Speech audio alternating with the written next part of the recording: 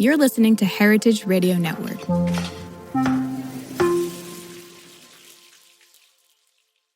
This episode is brought to you by Wisconsin Cheese.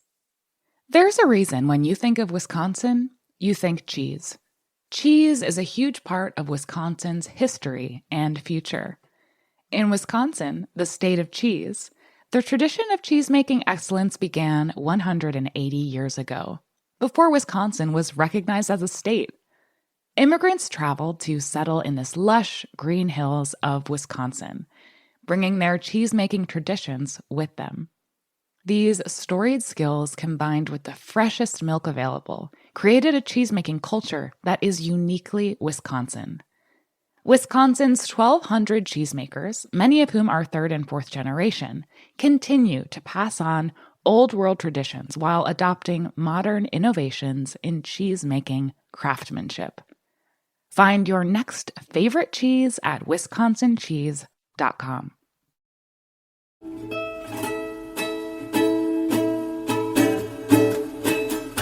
Welcome to Pizza Quest. I'm Peter Reinhardt, and we're going to be with an old friend of mine today. My guest is Joel Kostman. We go back a long way. We're going to talk about that. But he's been on his own quest, a lifelong quest, first as a musician and a songwriter, and then as an author, 28 years ago of a cult classic, all of this time earning a living as a New York City locksmith. Here's what the liner notes of his book says. The book's called Keys to the City. Joel Kostman is a beeper-bound, licensed knight of the vice grips, the pick set, the hole saw, on call. He's also a master storyteller whose job provides him with all the material he needs. He arrives on the scene, and in no time, he's heard about childhoods and children, lovers and fears. He's repaired a lock for 5 guys dining naked in a steamy apartment on a sub-zero night. He's changed a cylinder for Bugsy Siegel's personal physician. He's worn, for a minute, a jacket and tie of Eddie Cantor's after rescuing the entertainer's 92-year-old cousin who's lost his keys but kept the wardrobe for decades. Thank God, the old man cries when he sees his savior on the stairs. You've let me in. The New York Times calls Joel Kostman the doctor of the Deadbolt and quotes him, "New Yorkers are concerned about keeping people out on a very primal level, whether it's an abusive spouse or a creep on the corner. They like to talk. I like to listen." This funny and touching book is the result, and as Joel's letting the locked out into their cars and apartments, they are letting him into their lives. These are their stories. Ordinary people, star performances. Hey, Joel, welcome to Pizza Quest. We've got a lot of catching up to do here, but first, based on what I just read, this book sounds like a perfect setup for a TV show or a film. What do you think? I'd love it. I would love it. It's been, it's been looked at and optioned over again for 24 years, I believe. And they keep threatening to do it. They just haven't done it yet. It seems like such a natural. We thought it was going to happen as soon as you let us know that the option came in, and but this is the real story now. I think the real story, and it could be the big book, is the journey to get this book, which had its own cult following. I remember you used to be interviewed on NPR, and did signings at some great bookstores and everything. And the journey to become, how does a book actually make it to a different platform like that? Yeah, it's interesting because when I wrote it, first of all, I never thought it was going to be a book. I mean, I was in a writing group, and I had been working on fiction for years that never quite made it. Came close, but never quite made it. And I'm still locksmithing, and I just sort of ran out of energy. And a friend of mine, who was a published writer, who actually just passed away, famous in France, an old buddy of mine from college, talked me into writing the lock stories. He said, do them just like you tell them at parties. He said, but do it true to yourself, true to your literary self. Don't make them little puff pieces. And I went, what the hell are you talking about? But I tried it, and it took me a while, find the voice, did it, And I was in this writing group, and the husband of one of the people in the writing group was a pretty top literary agent. And I Mm. read one of the stories one night, and he said, "What are you going to do with that?" And I said, "Well, I don't know. If I write a bunch of them, don't I have a book?" And the guy said, "A book?" So he almost knocked me off the rails, but you Well, I know, thought he was going to say yes, and let me represent you. exactly. I was ready to jump. So it took me about a year and a half, put the thing together, kept rewriting the stories, and gave it to the agent of my friend. And she called me the next day and said, "I want to try to sell it for you." And she sold it like, in minutes. So it got optioned about a year later. I think that was 24 years ago. And the same guys who were working on it 24 years ago are involved in the Still, project they haven't given as up yet. as we speak. That's One guy great. in particular has not given up yet, and it's come very close. HBO had it 12 years ago. Rumor had it that James Gandolfini read my book and was going to be the locksmith, on a new show, which I never believed, but they all tell me it's true. He would Uh, have played you. James Gandolfini was going to play you. James Gandolfini was going to be me, and then he dropped dead of a heart attack in Italy. And you know, I just don't know. I really don't know. I've heard rumors from all the folks who are involved with it, and all the famous names who read it and liked it, and I just keep saying, okay, do something with it already. Well, but what does it mean when something is optioned? Can you, for people who don't know the quote lingo of of Hollywood, what is an option and how does that work? Yeah, it's a good question because I didn't know when they first optioned it what it meant. And what it means is that they own the rights to the book. So they can do with it what they will for a certain period of time. They pay a certain amount of money. There's usually a renewal that is available after, I think in my case it was a year and a half. Then Hmm. they could re-up, and it was their option to re-up. So and each person who's done it, and there have been about four different groups who've done it over Because every 20, couple of years the option runs out and they have to decide if they're going to keep and it they going. get to decide whether they want to redo it. And every time they've redone it, so the book has been with individuals or groups for periods of 3, 4 years. Then they drop out and say, okay, we gave it our shot, didn't happen. Somebody else comes along. The woman who has it now, who's working with my guy in LA, um, I think she read my book like 15 years ago Yeah. and remembered it and was in the office of somebody's office, and my book came up, God knows how. And so she went, "Oh, that's available." I want in. But and you would think anybody who's into developing series for TV and or for streaming or anything, a book like this is tailor-made for that because the book is really a series of what I think 15 stories in the Right, book of right, each one stands alone, all told by this narrator, the locksmith, who is you. right. Um, and I want to talk more about the book itself, but I mean, you've given the first 15 episodes of a series right here because each one is its own show.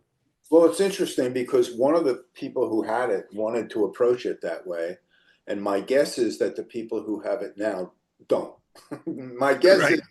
my guess is it's going to bear no resemblance to who I was when I wrote that book. And you Uh, don't have any control over that once you give them the option, right? I have no control of it. They may seek me out. I've written a follow-up book, which is unpublished, which I think personally has better material than that first one. Um, Season two. yeah, I mean, I don't know.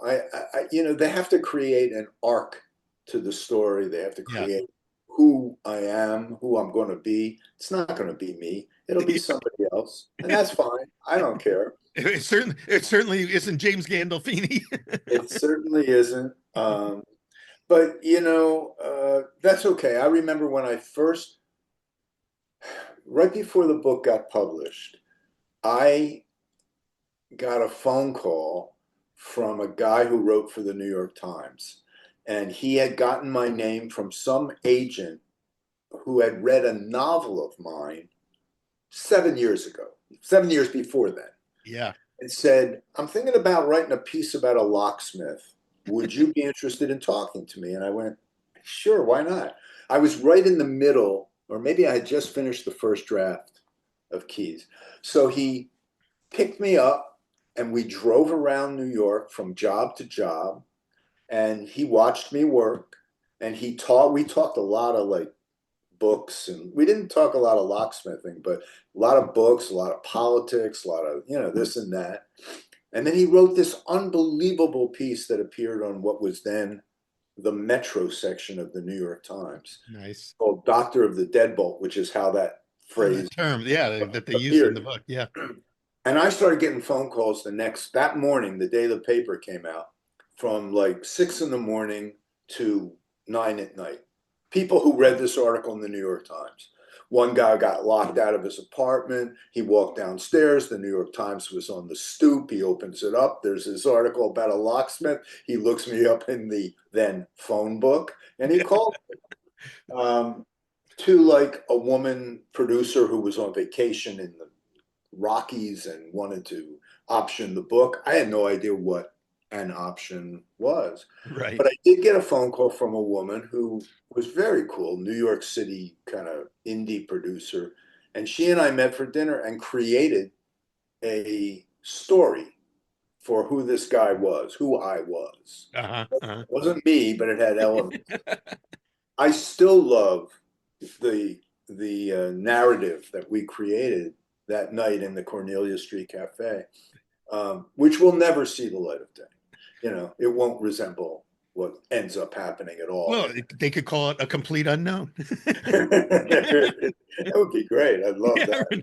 Well, wait, we got to go back now because, you mentioned that a friend of yours gave you the idea to start writing this down. But I remember visiting you when we were in college. You were at the University of Michigan. I spent a few days with you there, and you were surrounded with a group of friends that I had never met before, but they were your new friends from college who were very creative. You were in with this creative group of people. Everybody was doing something, music or writing or art. And then you ended up in New York City. How did you become a locksmith? And how does that all tie into this group of friends who were part of this sort of creative entourage that you had? Well, it's a good it's a good story, I think. I came to Michigan. I was kind of a jock, kind of a guy who was probably going to end up in law school, and met all these people who were like musicians and paint. And, one is an art school, and I'm going, oh, that's cool. I like that. And I started playing guitar to emulate my friend Howie, who played guitar. The one who became the famous author in And France. Yeah. author in France, and he became a professional clown, and he had an act that he toured the That's right. world with. Yeah, didn't he go to like the Barnum and Bailey clown school or something? Howie and I sat in his apartment sophomore year, and he said to me, I'm dropping out of college. I'm going to apply to Barnum and Bailey. Could you help me with the application? Unbelievable.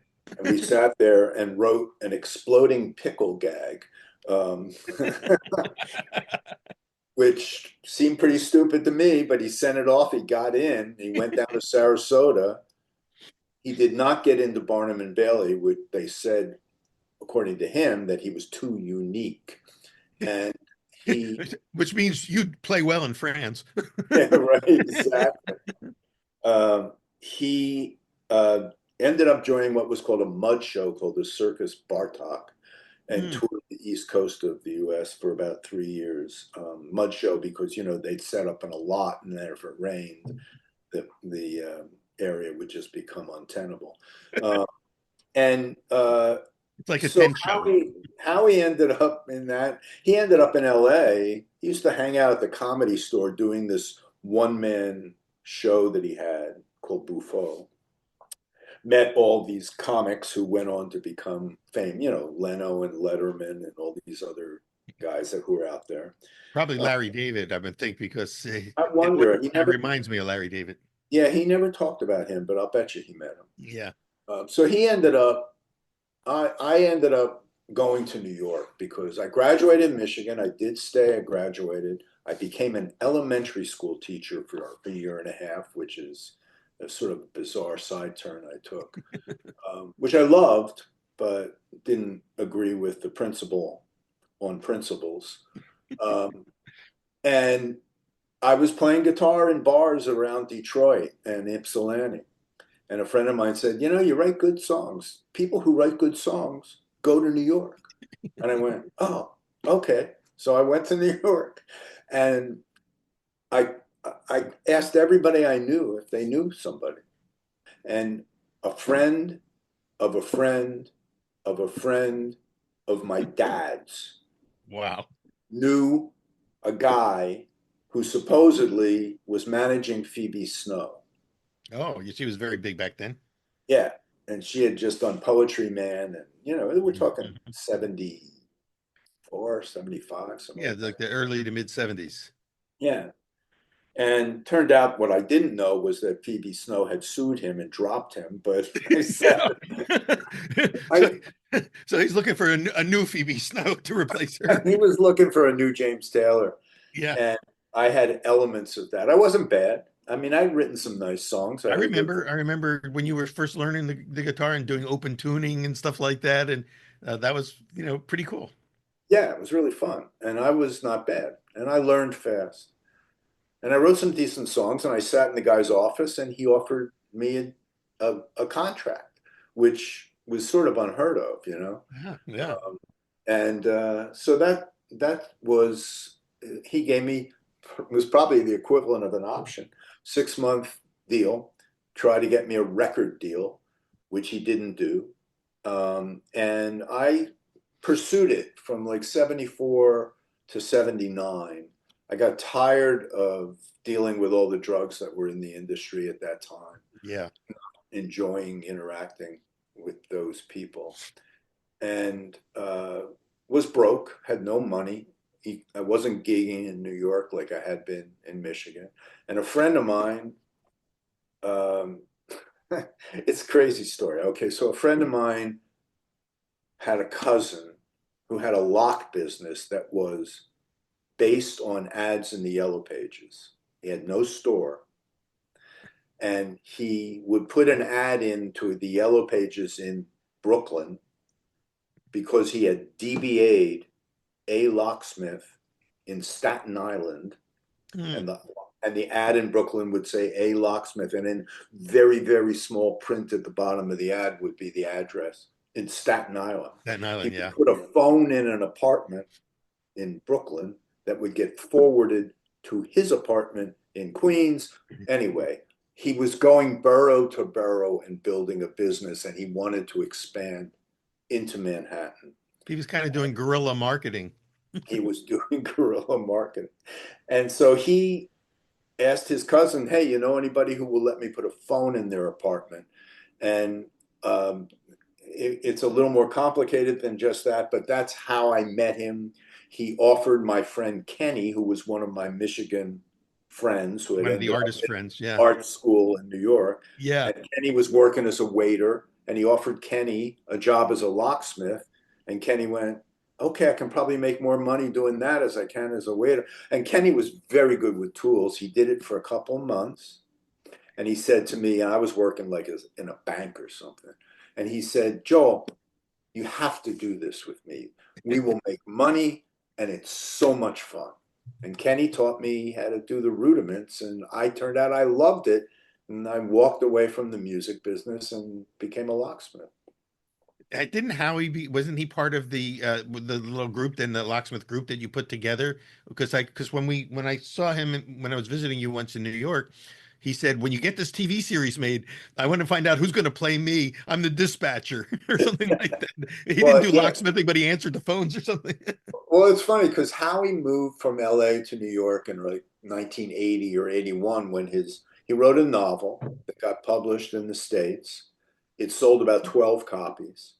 And his agent sold it in France, where it sold over 1 million copies. So Incredible. he ended up moving to France, but he was living in this little group we had on 30th Street in Manhattan.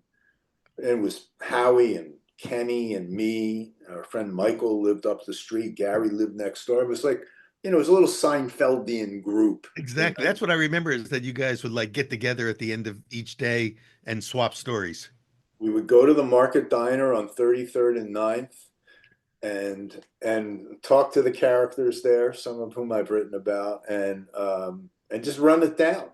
I I had a girlfriend at the time who was a folklorist, and she loved our stories so much. She would come to the diner and put her tape recorder in the middle of the table and say, "Okay, just ignore it. I'm just going to take you. Yeah, I'm going to right. write about you." I'm not here. I'm not here.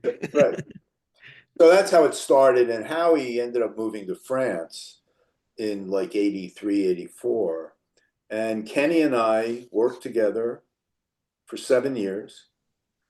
We made our own little business, did our own little advertising in the Yellow Pages, not to the extent and the way those guys we started working for did. Well, isn't the trick with like doing yellow page ads is that you have to be first because people will call the first one that they see. So if there's an A locksmith, then there has to be an AA locksmith. There were A, triple A, double, quadruple A's. The thing was, it was either first or last. Uh, So because people would page through the book, yeah, it's a time gone by that people don't remember much anymore. But that's how we started. And, for every 100 jobs you did, you got one repeat, one client. mm. And Kenny worked with me till 86 when he won a Guggenheim. And he disappeared to Italy and said bye-bye. And I was on In my other own. words, he was able to live through the trial years doing locksmithing and then become a successful artist, fine artist. Yeah. And he's made a living as an artist his entire career, which is remarkable. I went to a museum and saw an installation of his work there. Yeah. Yeah. I mean, yeah, he's great. And he was great to work with. We had a lot of fun. We made money. We built the business a little bit. We were not so intent on building a business as simply getting by. But in 86, when he left, my ex-wife and I had our first child. And all of a sudden I needed some more money. Yeah. So I had to decide, okay, am I serious about this? And if I am, what does it look like? So I kept doing it, and I got a corporate client right around then, which changed my life because all of a sudden I was doing both yellow page jobs and real work. Yeah. Like you had a sweetheart account. I had a sweetheart account which grew. I won't name the company, Yeah. but it grew exponentially from 86 until I stopped working for them like in 2012 or something. Yeah. So all this time it's paying the bills while you're a struggling artist. Like everyone in the arts, you have to find a side gig that pays the bills until your big break comes along. Right. And for me, it became more than a side gig. It became my profession, and I wrote through the 80s. I wrote fiction and stopped when I just didn't make it. And Howie would come back and forth from France to New York and spend his vacations with me in New York, riding around in my lock car with Oh, wow. his pad of paper, writing his novels, or his little tiny little laptop thing, which Yeah. it was in those days a laptop thing. Um, and And Howie, we should stop on Howie for a second because for some of the listeners who are watching or listening to us now may not know of him, he became a big star in France as Buffo the Clown, right? he was huge. He just passed away. He passed away a week ago, and I think there's actually going to be an obit in the New York Times about him. My Wow. agent told me she got contacted about him. He was an author. He was a professional clown in the commedia dell'arte tradition of clowning, not in the Emmett Kelly tradition. And he was a psychologist who founded a center for autistic children outside of Paris. Triple threat, remarkable man. Yeah. Wonderful. I'll miss him. Yeah, I remember he had a I guess it was part of an institute in Paris or in France that was its own. I mean, it was its own thing, its own success, but it was all funded by the success of his work then as Buffon. That's correct. It was funded by the French government. He used to think of himself, he told me this once, he worked with the really, really seriously autistic children. Those were his specialties. He called himself the Red Adair of the autistic world. Redhead there. Who was the guy who put out oil rig fires, right? Exactly. He would get a phone call. Somebody in the south of France knew about him and said, "Listen, could you just help me out?" And he would go down there and work with these kids. I mean, who knows what that world would think of Howie's efforts today, the kind of strategies he used. I don't know. He did write a book about working with autistic children, which got published here in the States, sold more copies than his novel, which made him famous in France. But Howie would come back to New York, ride with me, talk with me. And at some point, and I actually wrote a story about him in this second unpublished book, at some point he said to me, you got to write these up, like I mentioned previously. Yeah. And he talked to me about how to do it. And he kept nudging me. And that's what got me back into writing. And we're talking like you and I reconnected, I think, in 93, somewhere around there. Yeah, because we were going off on our own journeys then, and every now and then we had a chance to, reconnect and Right. catch up. Well, you called me and you were out in Santa Rosa and you called me and said, I heard you're in New York. I don't know where you heard it from, Steve or something. It's another And mutual friend, yeah. yeah, and you said, I'm coming to New York because I just published this book. And I went, you published a book? Right. What's the book about? Right.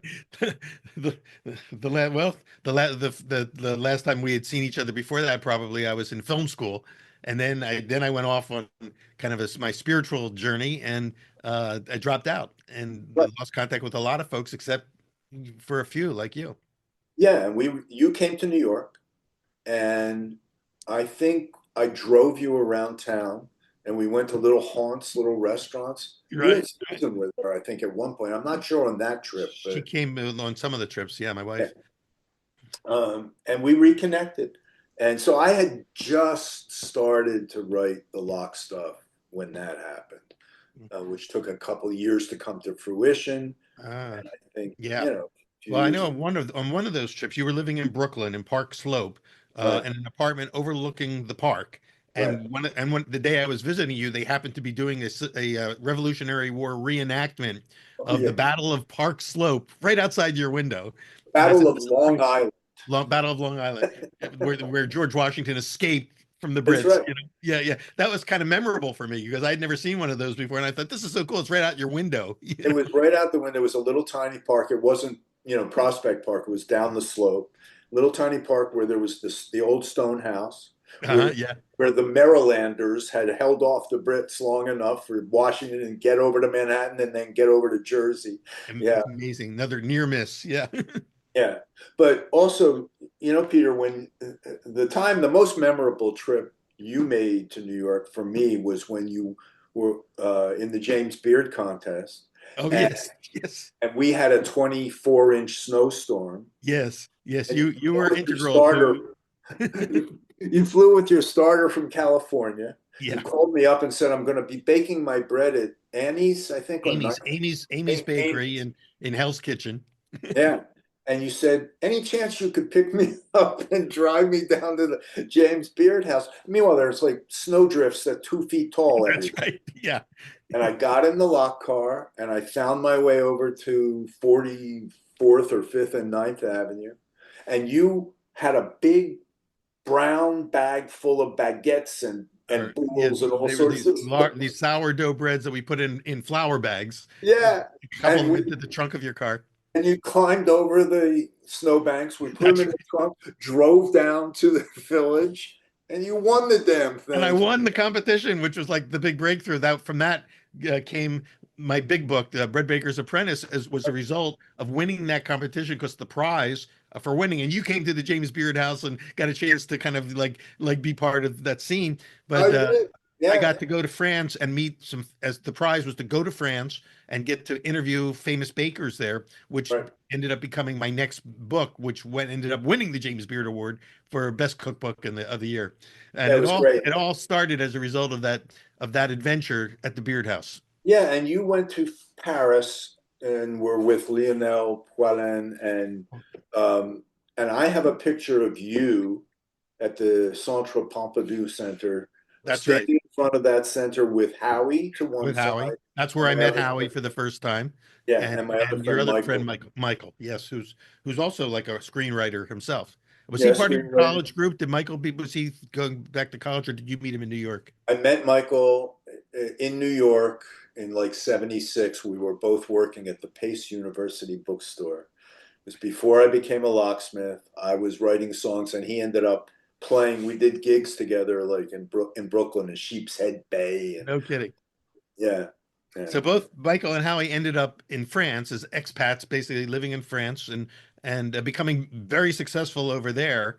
It seemed right. like Howie told me one time. He said, "People, when I write in English, people don't read anything I write, but when they translate it into French, it somehow works and everybody likes it." He had a translator who was pretty famous over there, who you know, who I believe often claimed credit for Howie's success. Well, But we won't go there on that one. that's So well, yeah, to be determined. But more importantly for me was this, that you had this creative little colony, your own, art colony of struggling artists, all in different forms of arts, all trying to find their way, paying their way, doing whatever it took to get to the next day, and like, in the end, you were the last one with the locksmith. Everyone had moved out of the locksmith business, and you were holding the fort and making good money doing that. And then the book came out, and suddenly you were like, okay, I've now got my piece of the art out there. yeah, and it's interesting. I thought about it a lot back then because I was the only one of the group who had what might be called a real job, and it pained me a lot because sometimes I felt like I was doing it the wrong way, even though I loved being a Yeah, locksmith yeah, and I was good at it. Um, but it was always ironic to me that my success as a writer came about writing about my career as a locksmith, which I never ever wanted to do.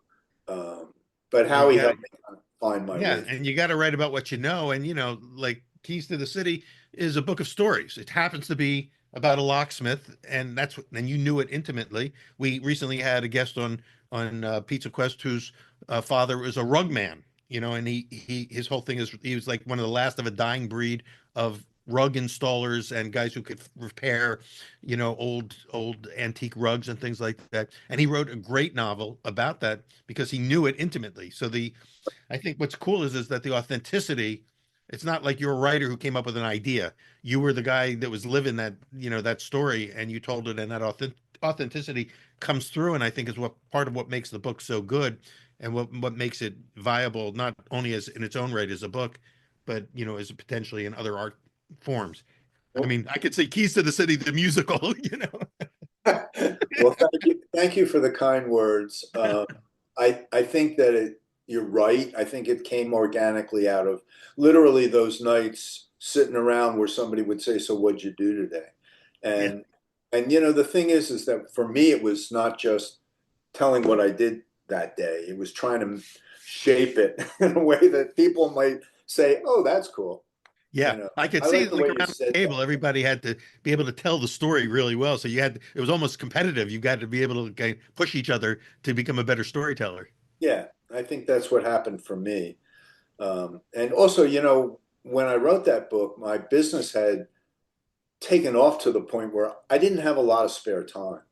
Uh, And I found it easier to write small chunks. I used to, in between jobs, I would go to coffee shops and I would, take my notebook and I would start writing these stories because I found it easier to manage small pieces of time and then eventually piece them together into what was a story. And then late at night or early in the morning, I would redo them, sentence by sentence people kind of think like my worry was that book was always going to be viewed as like a series of puff pieces.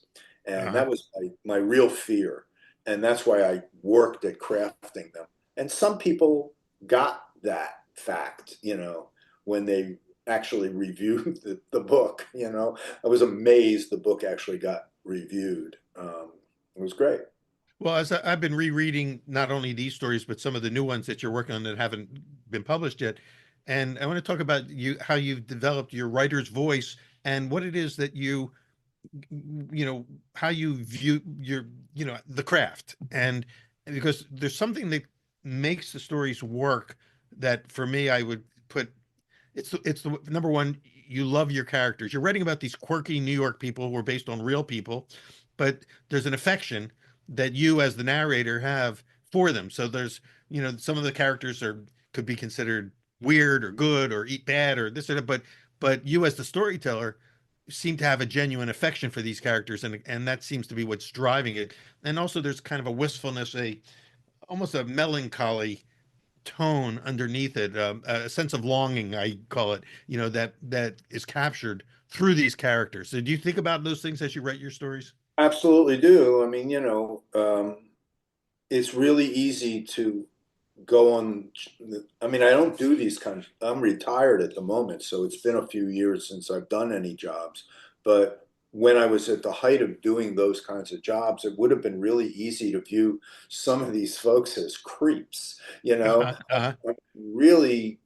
I mean, people are in tough situations when they call an emergency locksmith, and the worst can come out.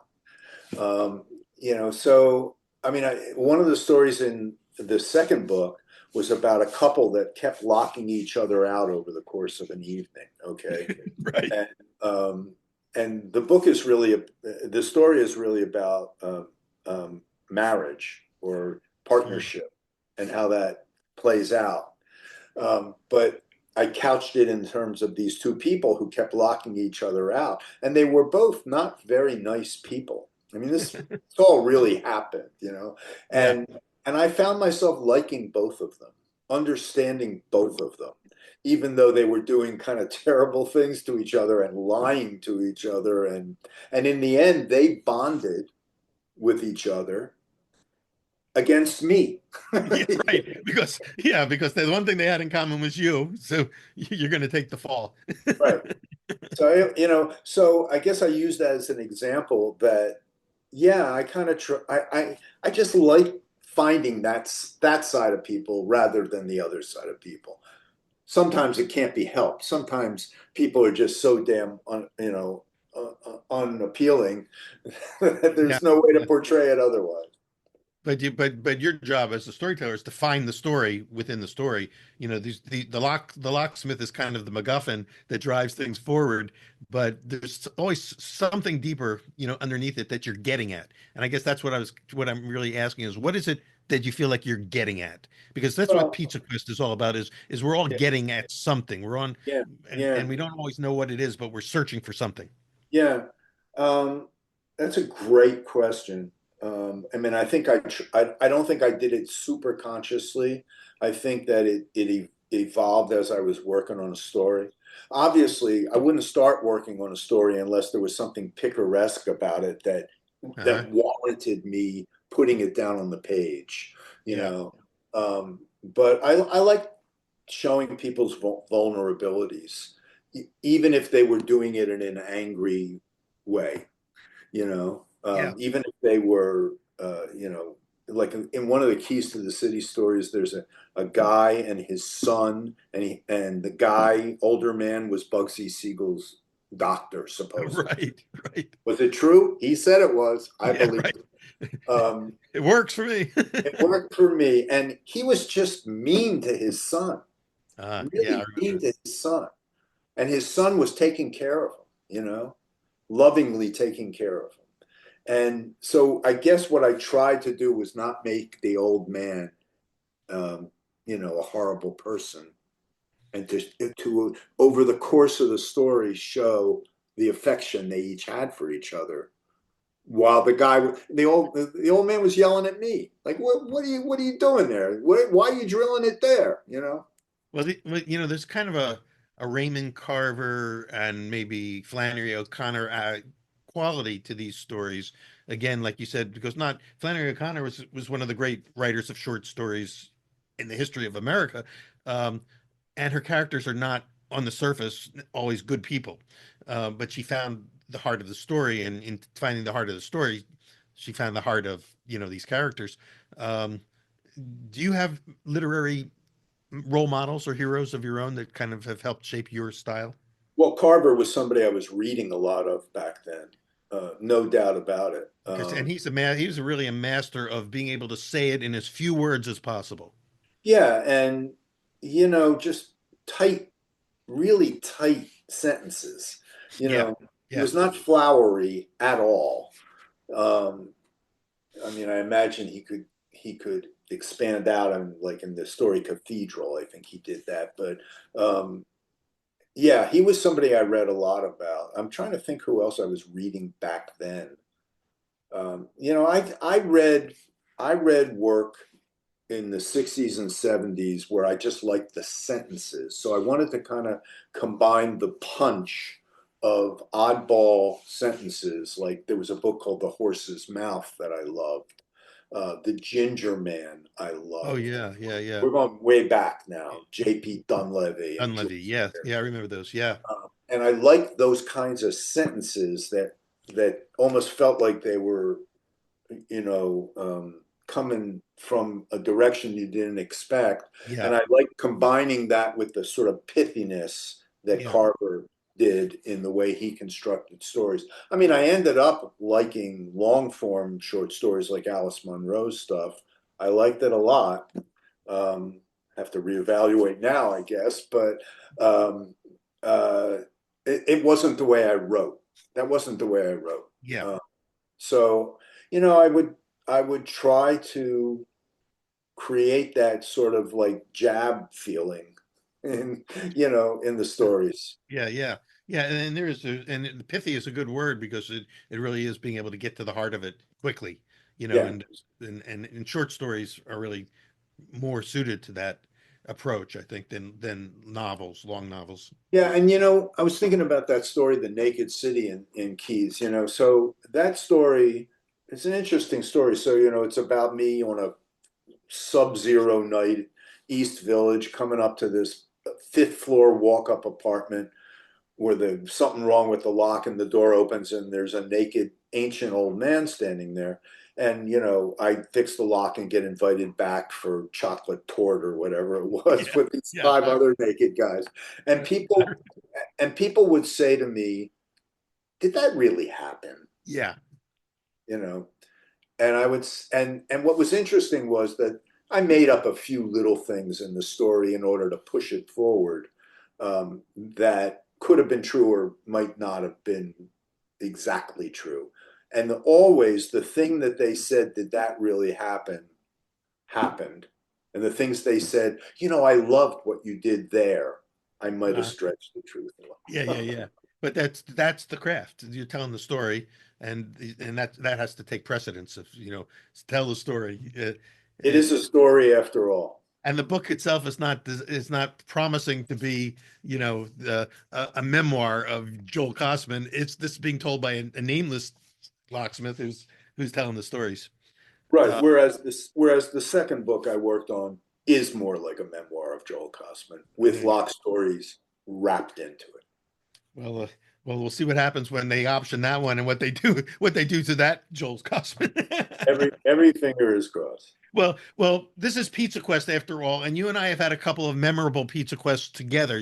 I mean, as my New York go-to guy, you had this great locksmith car, which was all dinged up. It was like when Susan got in it the first time, she couldn't believe that this was your car, but she never stops telling people that she loved that car because I think you told her it's so banged up that nobody would ever try to break in and steal my tools. That's exactly why I bought them that way. That's right. And so you took me, aside from taking me to the James Beard house for that competition, we had that adventure. But then later on, I started working on the pizza book, and we went on two places together, separate times. One was Roberta's, which at the time had just opened. It was just Just getting so. up and running, and we Yeah. could barely find it in Bushwick. Right. Bushwick is now this super hot neighborhood, but back then you knew the whole city, and you had hardly even ever been to Bushwick. Didn't So we know the got street that it was on. Yeah. yeah, so we drove by it three times before we actually found it. and we had and the cool thing about that, other than the fact that we were having fun looking for perfect pizzas, was that they have now become legendary. Now it's like it's only 15 years later, and they're this legendary landmark in the Right. pizza world. But the Right. other one that we went on, and I thought we had the most fun on, was going to what was then the legendary DeFara's Pizza in Brooklyn. Right. And we had to take a very well-known food writer named Jeffrey Steingarten with us. Yeah. And Jeffrey is one of my favorite food writers, and he and I had cooked up this idea of going to DeFara's to find out if it was as good as everybody said, because people were making pilgrimages to meet Dominic Dom DeMarco, the 90-year-old or whatever he was at the time, pizzaiolo of DeFara's. And Right. and so you came and drove, we drove us and got us there. Well, I remember you said, how do we get there? It's not an easy place to get to by subway. And so I said, look, I'll just take you. Yeah, that And was nice. Yeah. I don't remember you were staying somewhere. I picked you up and then we drove into Midtown or Chelsea or wherever Jeffrey lived, Yeah. picked him up. I kind of remember the look on his face when he got in the car. In the car. Yeah, like what? He's used to Yeah. getting picked up by limos. Yeah. And I thought, okay, well, come on, and, just enjoy yourself. Well, I figure as a writer, he would appreciate the uniqueness of that drive. Well, and I think you told him a little bit about me, and so it's And the it book had made come it out by then. Keys had come out, so you were Yeah, so I now think you had it's- that credibility. You're a published author. right. All of a sudden, I'm an author. Right. Yeah, right. Oh, okay. Then you're okay. Then you're okay. But what I remember about that trip was that none of us were blown away by the pizza that day. Well, I think I liked it the most. Right. But if I may say, I mean, it was like the kind of pizza where if you held it, it wouldn't stand up to being held. And you said, well, yeah, this is the kind of pizza, just reheat it once and it'll stand up better to that. And Jeffrey was not impressed. Because he was totally a crust guy. Yeah. And he wasn't, and the crust let him down. And in the ride home, I remember we were talking about that, and I said, yeah, but the sauce was quite good, better than the typical pizzeria sauce, and everything else about it was nice. And he says, yeah, but I can't get past that crust. Right. And it was much later, a year or two, maybe a couple of years later, when I was telling somebody about that, when I found out about what he said. Why did you have them throw it back in the oven and reheat it? That's the secret to DeFara's Pizza. You got to do the rebake. And we didn't know that. Nobody had told us that. Never buy the whole pie. Just go in and buy a couple slices and tell them to rebake it, and then you get the crust experience that you were looking for. But we didn't know that at the time, so that was kind of a lesson. Imagine trying to tell Dominic, could you just reheat this one? It's not as good as it should be.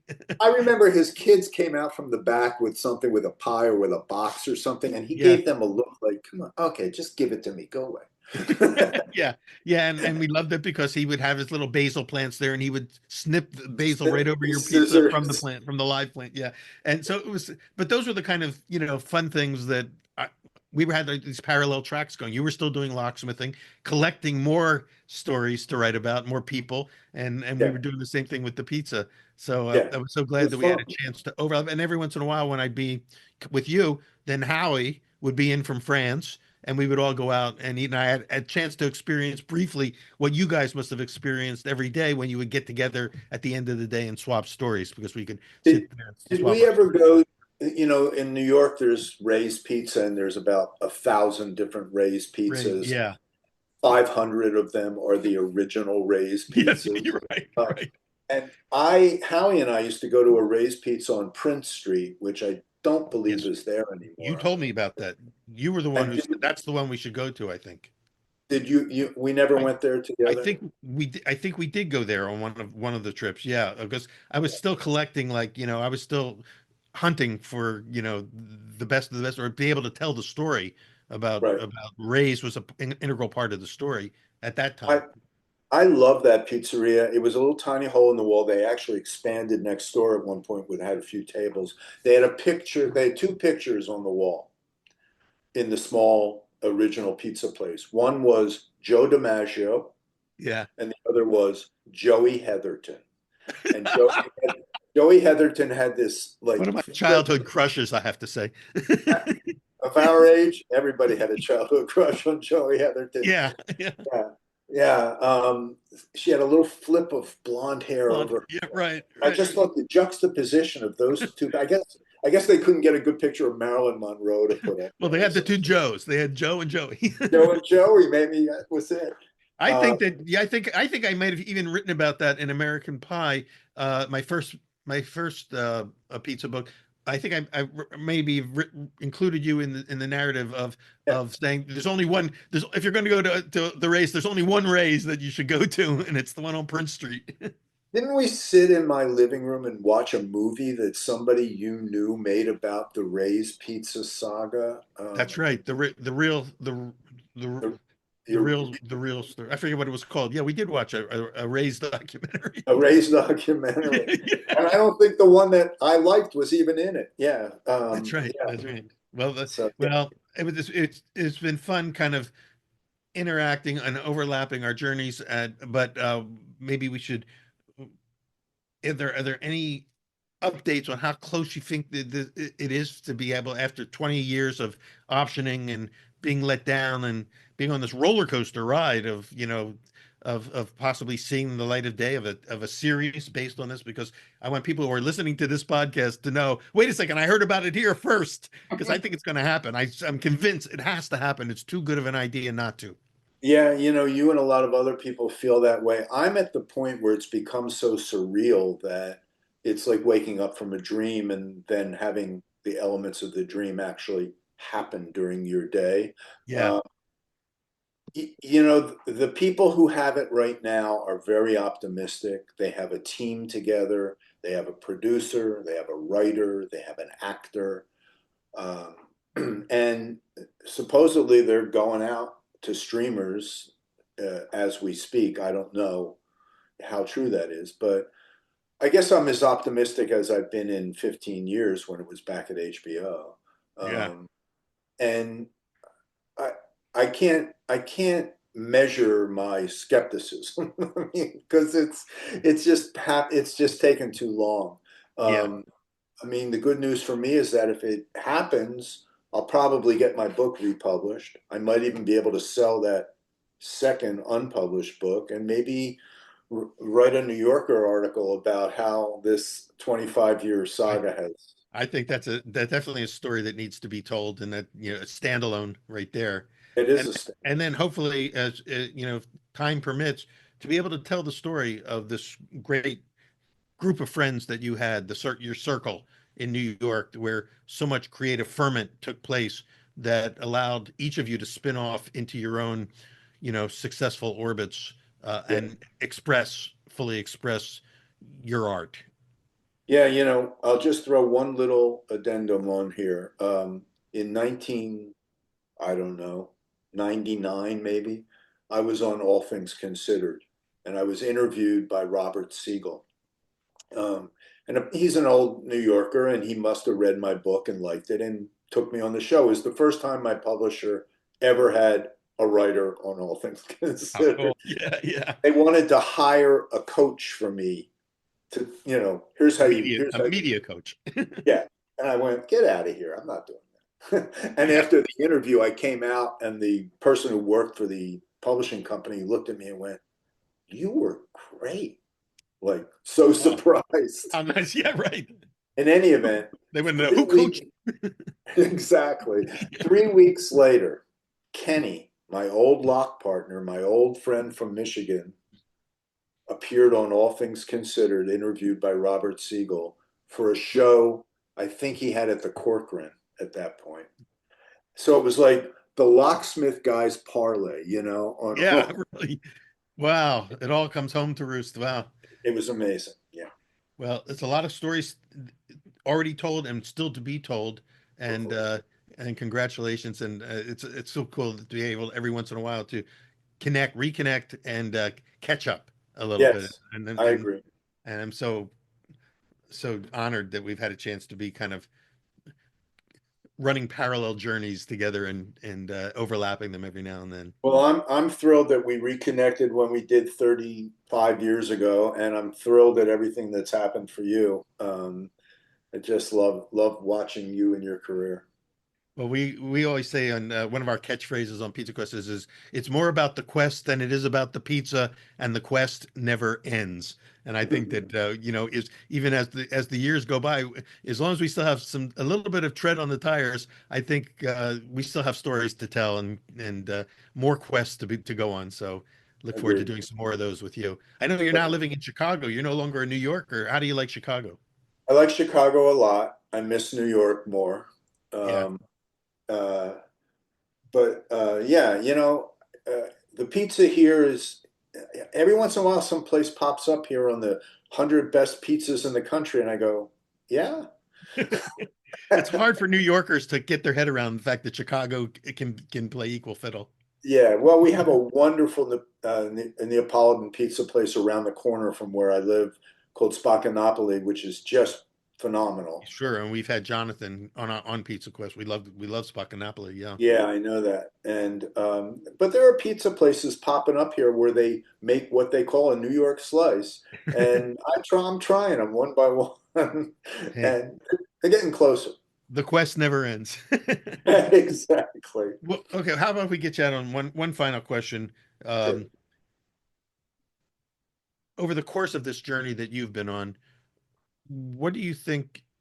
What have you learned about yourself through your writing? When you go back to read your writing, is there something that you could say as a takeaway is that you've learned something about yourself that made it all worthwhile and helps sum up where you are at this moment in time?